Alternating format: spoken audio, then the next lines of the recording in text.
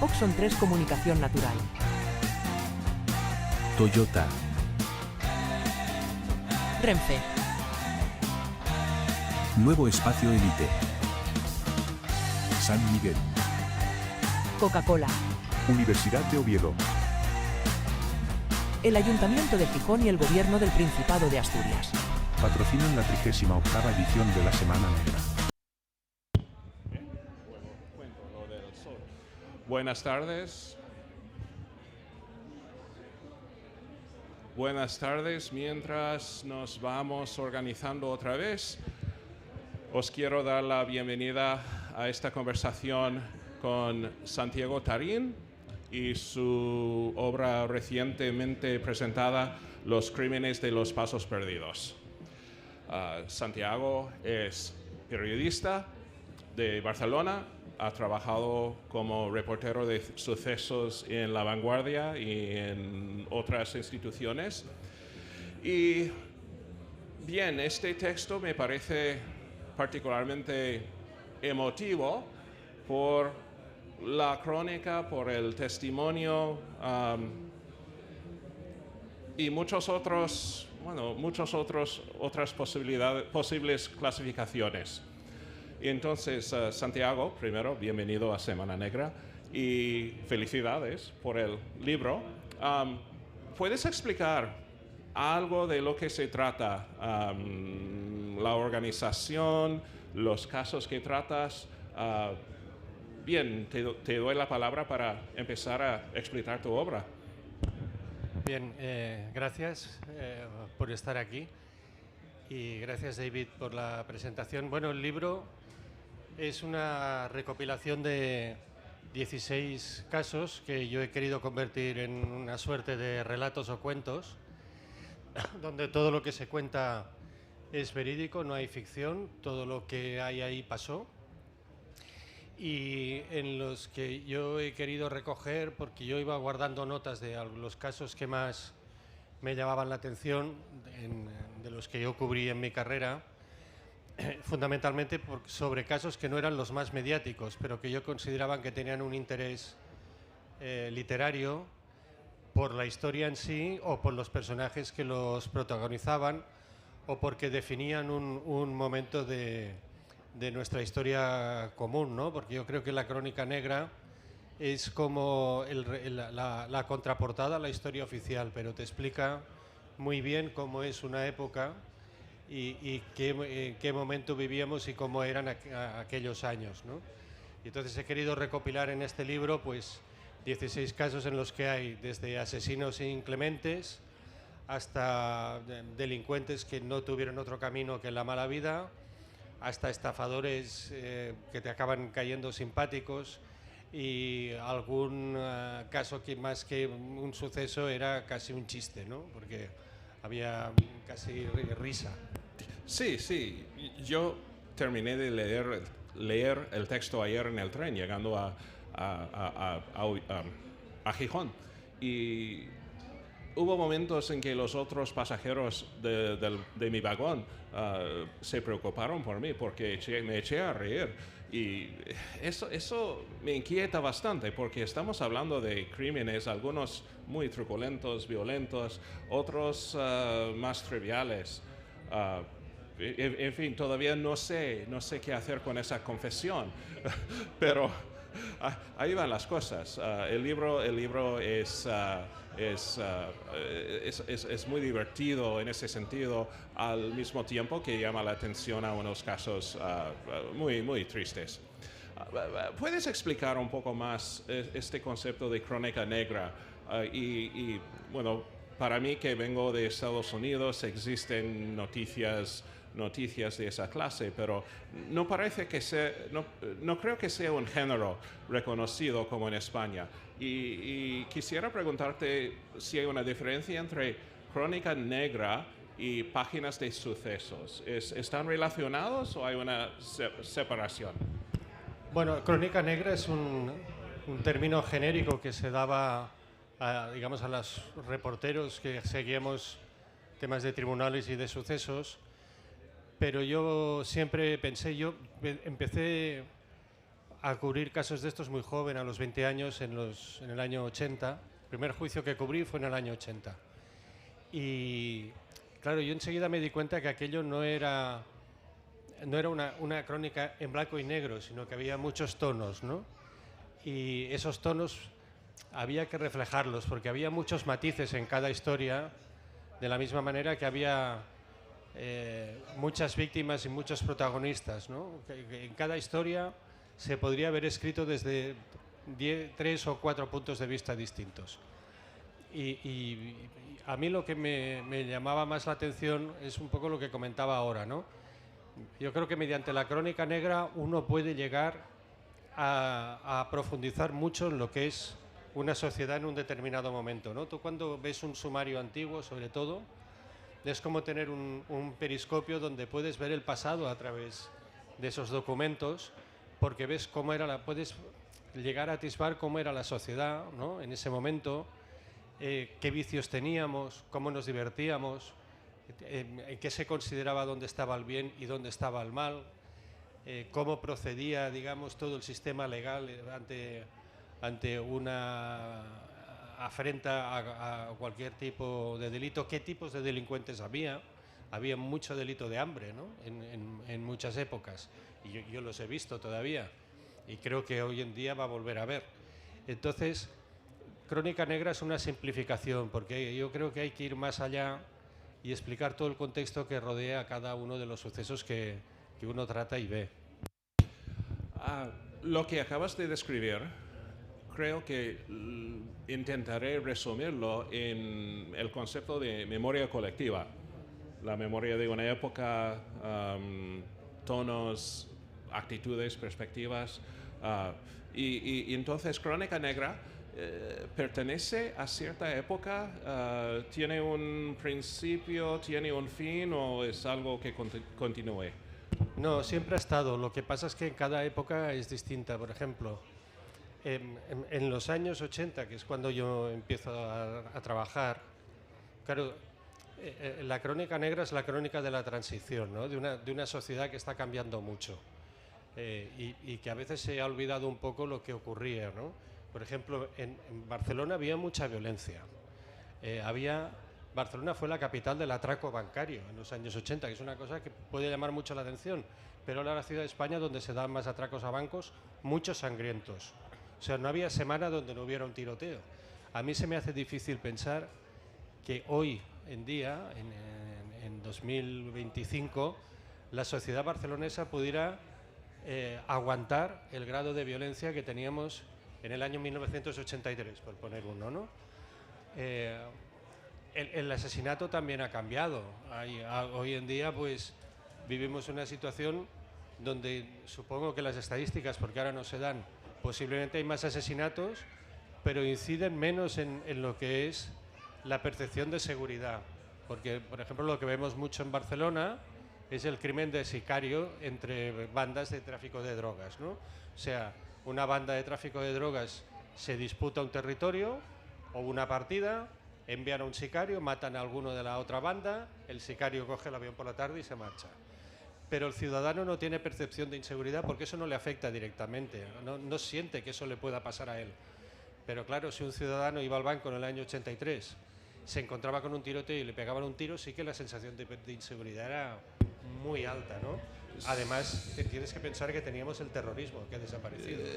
Bueno, entonces podemos entrar un poco en casos concretos que has escrito, pero años de la transición, años 80, esa inseguridad de asaltos a bancos y kioscos y bueno, otras tiendas, joyerías. Dedicas un capítulo a los kinkis, que me parece, bueno, medio empático, bastante comprensivo con los actores de esos barrios. ¿Puedes extender esa explicación un poco? Mira, tú que eres de Estados Unidos, te lo explicaré de alguna manera muy, muy fílmica. El kinky, que para mí no es más que el delincuente del suburbio, porque kinky no hay una definición étnica, cultural que agrupe a todo ese delincuente. Era el chico del suburbio que salía a delinquir, ¿no? De alguna manera es nuestro western contemporáneo.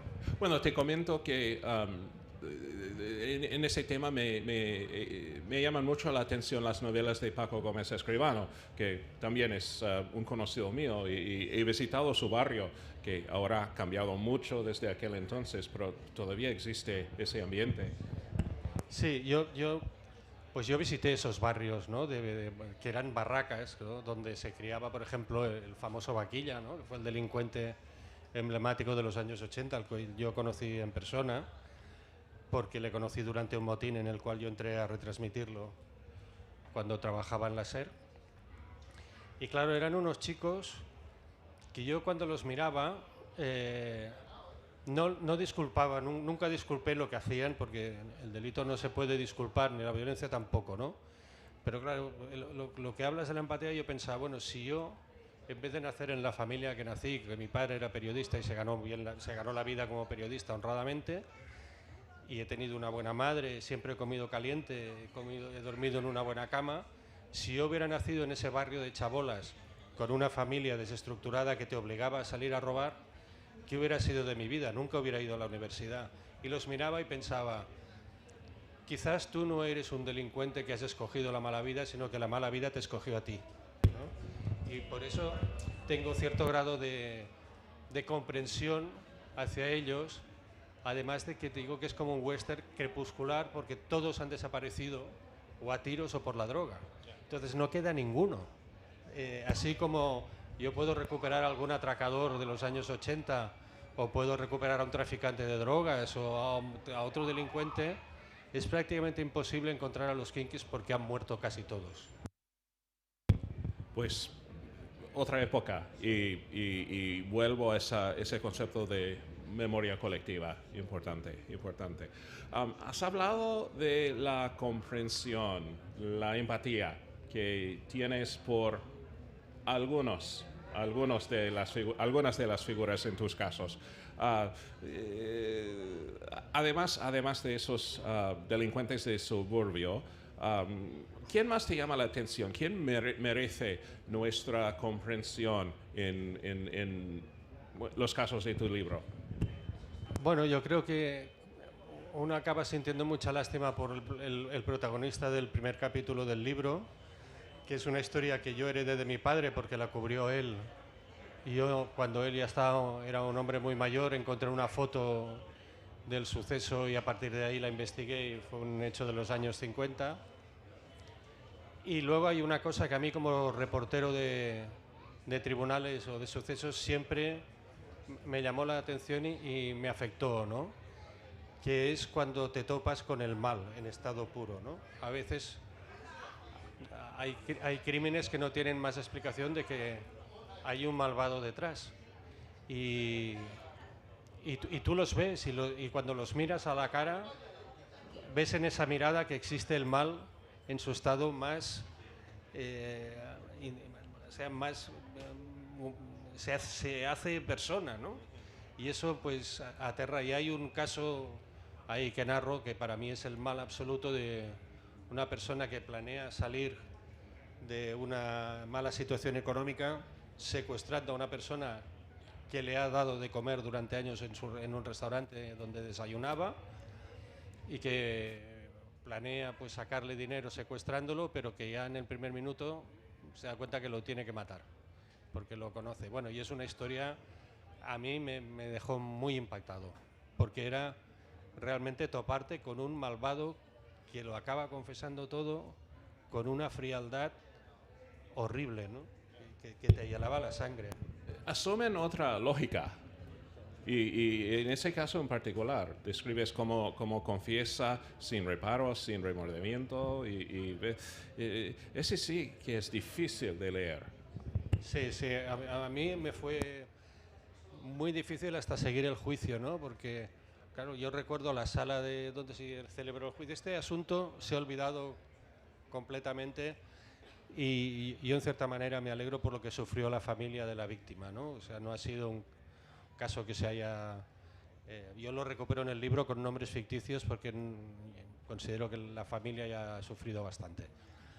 Pero Claro, ver a aquel tipo en una sala de juicios absolutamente abarrotada, porque estaba llena de público, y parecía que cuando estaba hablando no había nadie, estaba él solo hablando en el comedor de su casa y explicándole lo que había hecho a un amigo suyo, sin importarle lo más mínimo lo que había pasado, era algo que yo creo que eso causa un terror y un miedo mucho más que otras situaciones, ¿no? Porque ahí te das cuenta que sí que existe un tipo malo, ¿no? Que te puede matar porque sí.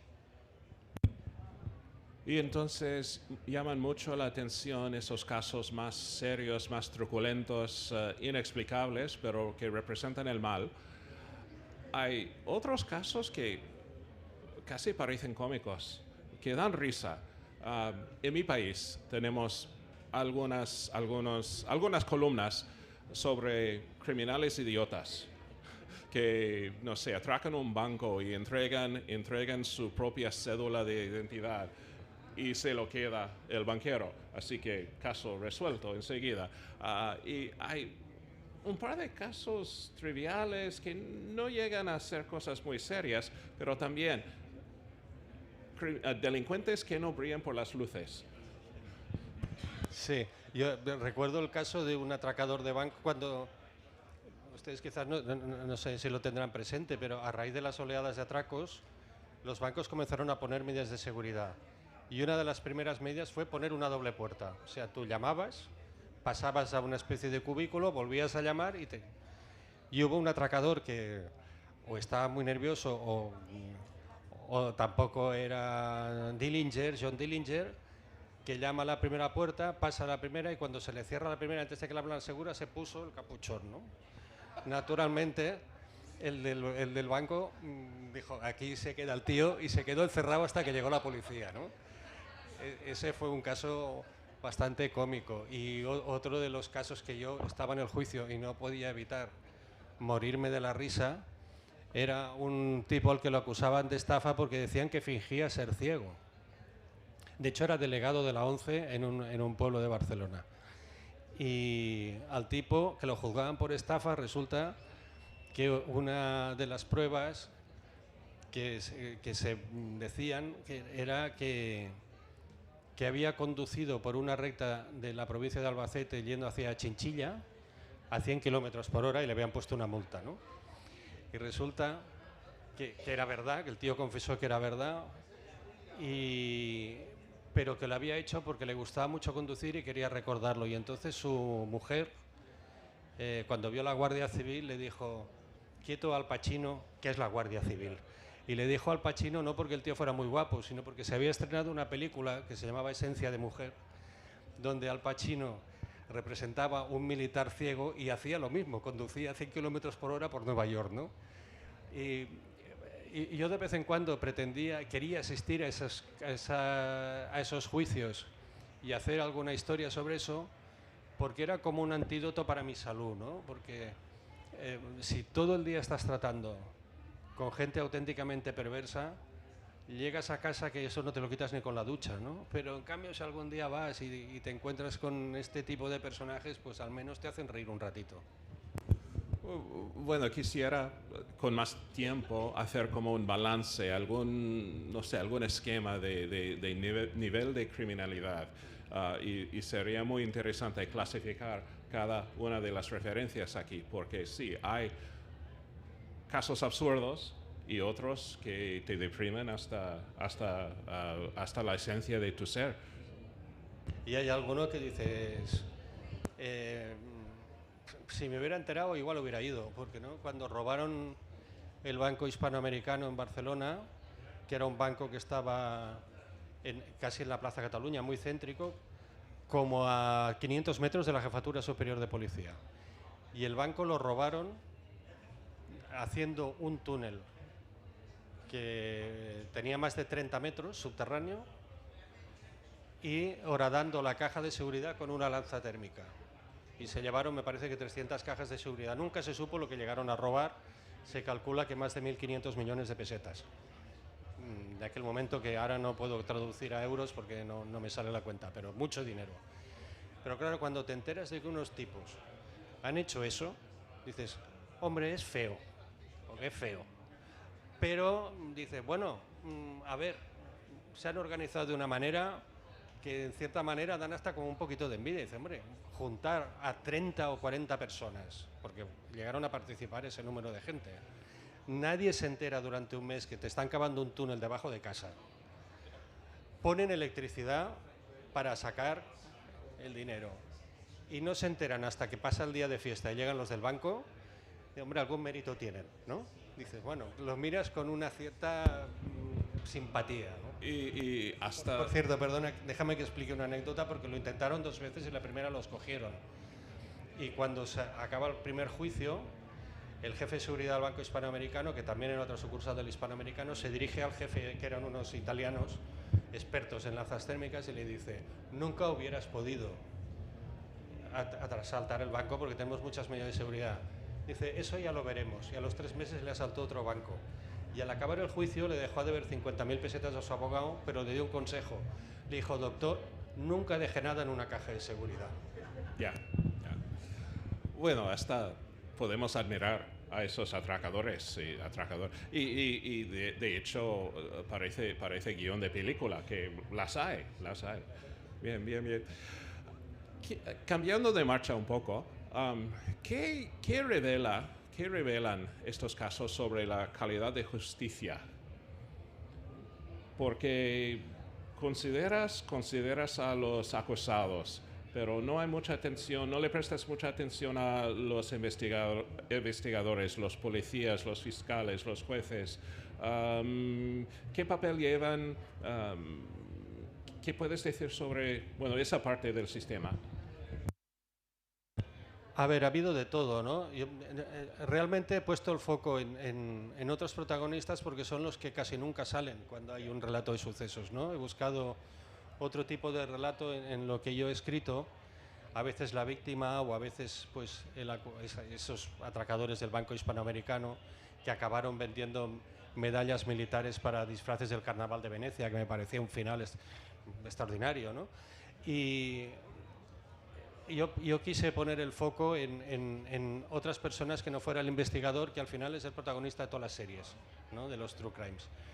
Realmente he conocido muchos policías y muchos fiscales, sobre todo policías en los años 80, que estamos hablando de una policía que no tenía los medios tecnológicos que hay ahora, ¿no? Ahora si veis una serie, todo es pincha la cámara de la calle, no sé qué, entonces no había cámaras, ¿no? Había o confidentes o vigilancias y tenían mucho mérito. Había una investigación, la policía española estaba muy considerada en el mundo por su nivel de investigación. Y realmente yo todavía tengo amigos de aquella época con los que me trato y tal, y creo que hacían un trabajo para los medios que tenían y el país que teníamos de una exigencia muy alta, ¿no? Y los tribunales, pues para ellos eran casos fáciles. Muy bien, tenemos como 2 o 3 minutos antes de que nos echen. Hay tiempo para que nos cuentes una historia más. ¿Qué no hemos mencionado? Bueno, hay un personaje muy curioso en mi libro que yo creo que es irrepetible porque también el mundo ha cambiado, ¿no? Los delincuentes cambian con la sociedad cambia y hay cosas que se van, ¿no? El atracador de banco se ha ido, el kinky se ha ido.